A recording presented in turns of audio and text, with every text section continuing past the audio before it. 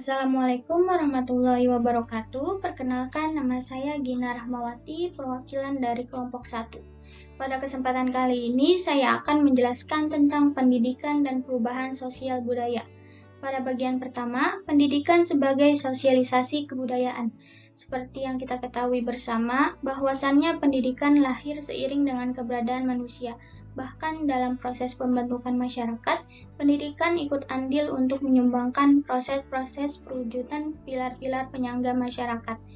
Proses belajar dalam konteks kebudayaan bukan hanya dalam bentuk internalisasi dari sistem pengetahuan yang diperoleh manusia melalui pewarisan atau transmisi dalam keluarga atau sistem pendidikan formal di sekolah, melainkan juga diperoleh melalui proses belajar dari berinteraksi dengan lingkungan alam dan sosialnya. Melalui pewarisan kebudayaan dan internalisasi pada setiap individu, pendidikan hadir dalam bentuk sosialisasi kebudayaan, berinteraksi dengan nilai-nilai masyarakat setempat, dan memelihara hubungan timbal balik yang menentukan proses-proses perubahan tatanan sosiokultur masyarakat dalam rangka mengembangkan kemajuan peradabannya. Dengan kata lain, pendidikan menjadi instrumen kekuatan sosial masyarakat untuk mengembangkan suatu sistem pembinaan anggota masyarakat yang relevan dengan tuntutan perubahan zaman.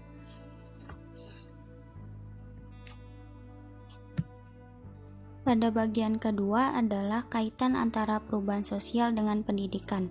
Kaitan antara perubahan sosial dengan pendidikan adalah terjadinya perubahan pada struktur dan fungsi dalam sistem sosial, yang mana termasuk di dalamnya adalah pendidikan. Karena pendidikan ada dalam masyarakat, baik itu pendidikan formal, informal, maupun non-formal.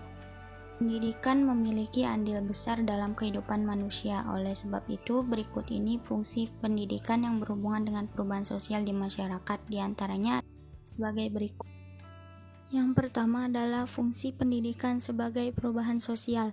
Pada fungsi ini, pendidikan berperan sebagai pencetak penemu-penemu baru dengan hasil temuan mereka akan mempengaruhi kebudayaan masyarakat sehingga mengakibatkan perubahan sosial yang cukup.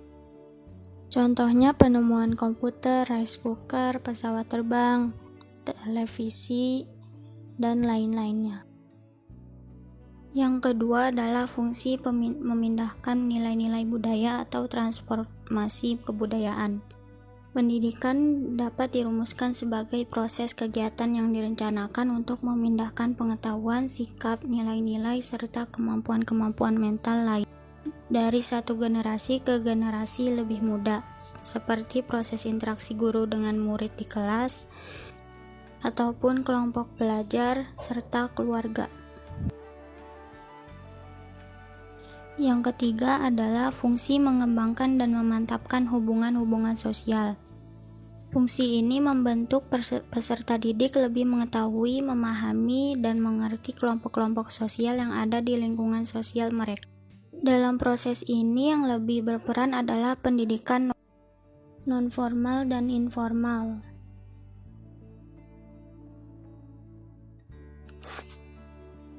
Pada bagian ketiga, yaitu perubahan sosial budaya. Perubahan sosial budaya adalah sebuah gejala yang berubahnya struktur sosial dan pola budaya dalam suatu masyarakat. Penyebab perubahan sosial budaya diantaranya adalah yang pertama, masuknya kebudayaan lain yang mempengaruhi kebudayaan asli. Yang kedua, perubahan jumlah penduduk.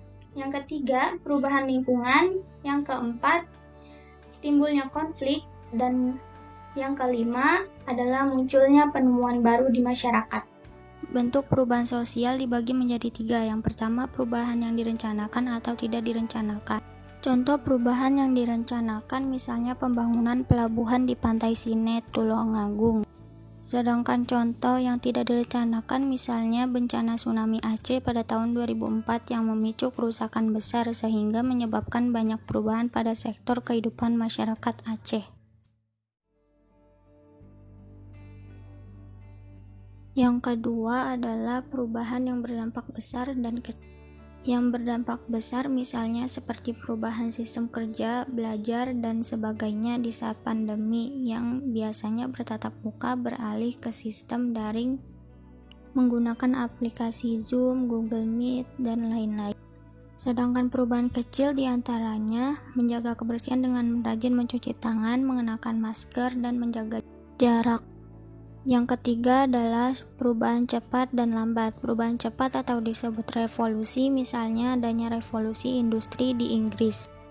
Sedangkan perubahan lambat atau evolusi, misalnya transaksi finansial yang awalnya dari barter kemudian beralih ke uang kertas hingga uang digital.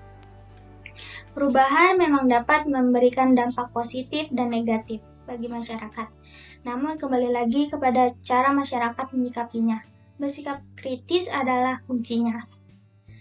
Karena perubahan sosial bukan sesuatu yang dapat dicegah. Sekian penjelasan dari saya, kurang lebihnya mohon maaf. Wassalamualaikum warahmatullahi wabarakatuh.